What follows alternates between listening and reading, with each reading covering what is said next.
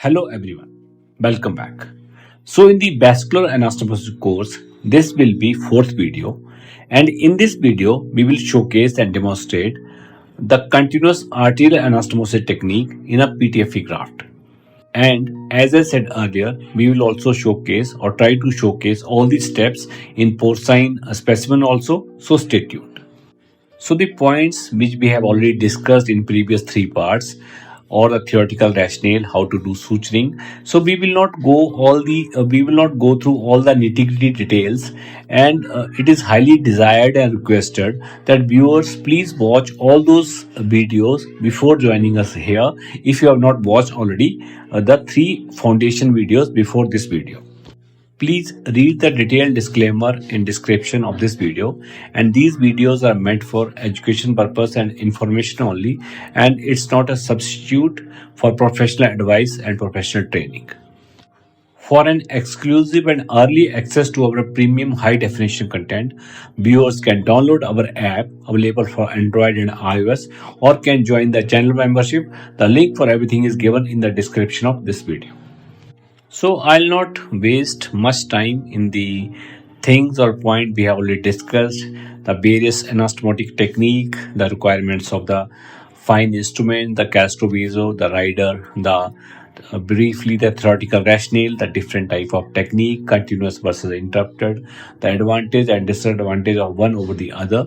We have already discussed in a length, and the relevant good articles I have already discussed. So do watch them. Do watch the previous video. Read the relevant articles to have a comprehensive understanding of the this arterial anastomosis technique.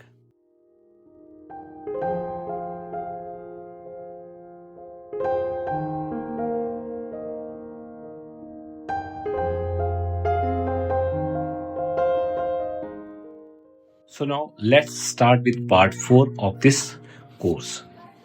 So as I said, in this video, we will showcase how to do the arterial anastomosis with continuous suture technique. We have modified this technique a little bit, and this may be a little bit different from the techniques you already seen or learned from your teachers, and I feel this is also one good technique, and if you like it, it may be part of your armamentarium. So we always start with the double arm suture. This is a 5-0 for the demonstration purpose, otherwise it will be 6-0 in real life or 7-0, 8-0 depending on the caliber of vessel. So B from the farther end, that is 12 o'clock, and I came inside out on both the end. So both my needles are now outside the afferent and efferent limb. So for the understanding purpose, the graft on your right side is the afferent and graft on the left side will be your efferent. So once my sutures are outside, so the graft on my right hand, if I am sewing with the right hand, is a forward hand. So I bring that needle towards the efferent and I start. So now my needle is outside from the afferent. So again I'll come outside in the efferent. Simple technique, friends, nothing peculiar. It is just a matter of understanding, and as you will practice 2-3 times, you will understand it better. The basic tenets of safe arterial anastomosis: not to touch the intima, always hold the this adventitia you have to follow. So one end we have kept with the help of some kind of a rubber shot, and for this technique, as I have discussed, you need comparatively a better assistance or expert assistance, otherwise these can get intermingled, and that is only one of the disadvantages, that if you have a problem in one bite or there is a knotting, then you have to take the whole suturing sequence, you have to repeat. So one end somebody has to keep the other end under little tension, and I keep going inside out from the afferent and outside in the efferent. Afferent I am going inside out, and efferent I am going outside in.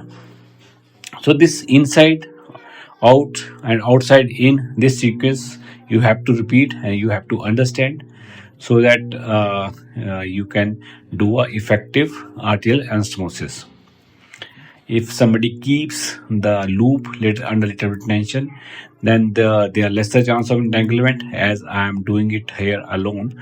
So otherwise you have to tell one of your assistant or junior resident to keep the other end under little bit tension, so that you can do it easily. So the benefit here is that you are taking all the sutures in a speedy manner.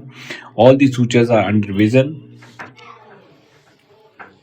and you can complete this anastomosis comparatively in a lesser time, where the time is essence like this threatened limb, or you want to reduce the warm ischemia time. So then this technique is more helpful. And again, you are not tying the knots after every sutures, and so the difficulty of tying the knot in the posterior wall, it is saved. But again, it has to be healthy wall, because as I discussed in the theoretical part, if you fail at one point, the whole suture line may fail, and then you may have to do the whole anastomosis again. So this is a real-time video. I'm repeating the sequence. So inside out, outside in. Then I started from the outside, and I leave the needle outside. So this is my last bite, and you simply pull, apply little bit of traction. This is a monofilament suture. Don't apply too much traction, and it will beautifully oppose. So we have modified this technique to avoid the bursting effect. So you can here see that we have taken more bites in compared with lesser time. There's a good basically apposition. So what are the benefits of this technique? So the first advantage is this suture technique is really helpful when you are dealing in a time critical situation like trauma surgery. You are dealing with a limb salvage, vascular injury repair, or rapid revascularization essential like transplant surgery to reduce the warm ischemia time. Second will be in small to medium size caliber arteries, especially when the lumen needs to be preserved with minimal irregularities. So you're not tying multiple knots. So it provides smooth intimal approximation, lowering turbulence and a risk of thrombosis. Third advantage or the benefit of this technique is while you are dealing with the synthetic grafts like PTFE or Dacron, the continuous suture provides better seal against bleeding compared to the interrupter suture. So it achieves better lumen to lumen apposition while you using the synthetic graft.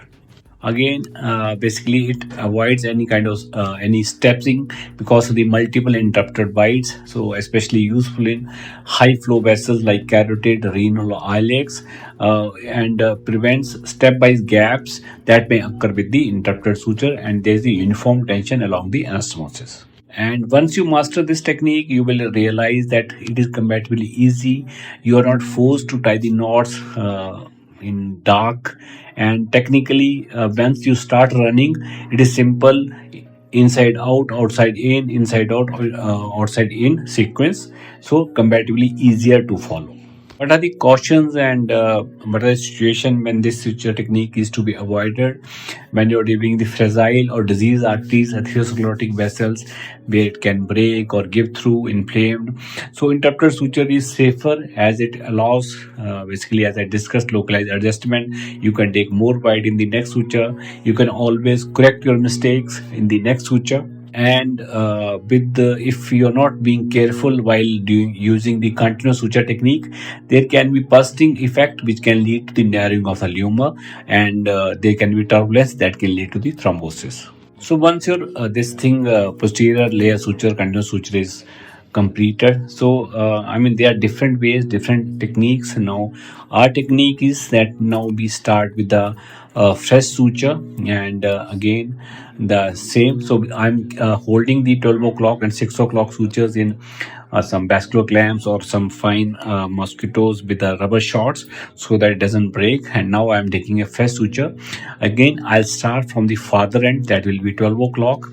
And I have already discussed while showing the posterior layer, we always try to come more towards the anterior layer, so that you are doing all the anastomosis in the under vision. So I came inside out from the left side, that is the efferent vessel, and similarly I'll come inside out from the afferent vessel, so that both my needles are outside. Again, viewers has to note that I have not applied any knot and the intersuture distance remains 2 mm.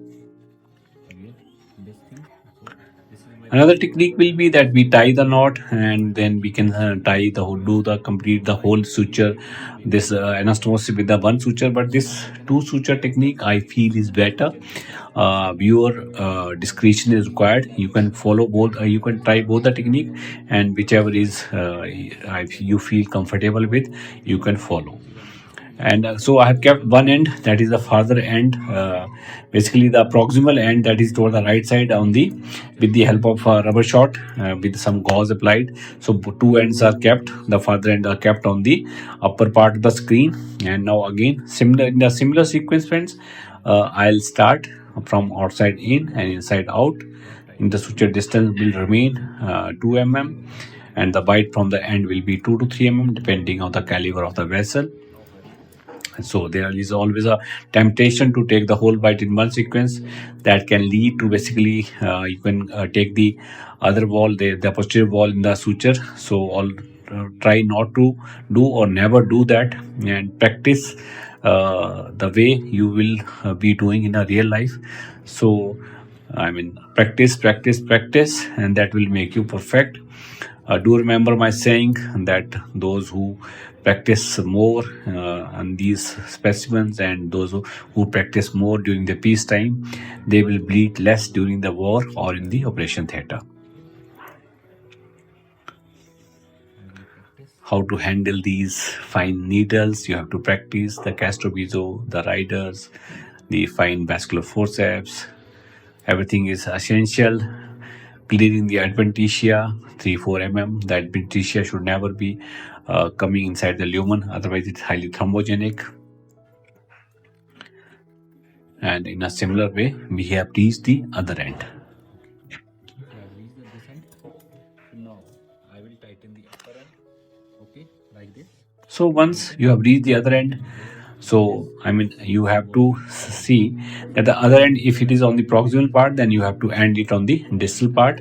So now you just, one of my assistant will hold the 12 o'clock sutures. There are two sutures gently under tension, and I am tying the knot. You will release the efferent clamp first before tying the knots. And you can flush this lumen with the you have to flush the lumen with the HEPS line, and so that you clear all the clots and debris. Then you release the afferent flow so that everything comes out, and then you start tying. So do remember that here I may not be able to demonstrate fully, but somebody has to hold the other two sutures, otherwise they will keep on sliding, and you will not be able to apply the knot. So like here, you have to hold these sutures under tension,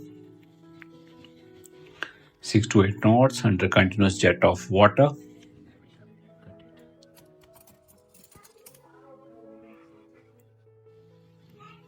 And in a similar way, we will tie the other sutures. So as already discussed and emphasized, that you don't need this air knotting, because there is no need of the growth factor, and you tie these anastomosis, tie these sutures at 12 o'clock.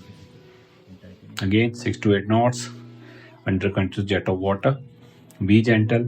There should not be too much traction at these ends, and your anastomosis is complete. So I mean, see, you can easily complete the anastomosis in maybe 10 minutes in average size caliber vessels. Look how beautifully it has got opposed. You have taken good bites. It's hemostatic, and there is no bursting effect. Points: that clearing the adventitia 3 to 4 mm, holding the vessel gently, and you have to practice more, keep practicing, sweat more in peace, and so that you have a better outcome. And don't forget to check out the previous videos in this series, type part 1, part 2, part 3, and the whole series is available as a course on our app and also on our YouTube under the premium membership. So viewers are requested to check out those links to have an exclusive and early access to our premium high definition content. So with that, Friends, we have reached the end of these videos. I'm sharing some of these basically thumbnails of the previous videos. Viewers are encouraged to check them all. I feel they can be a good addition to your knowledge. So thank you very much, friends. I hope we were able to add some new insight to your knowledge.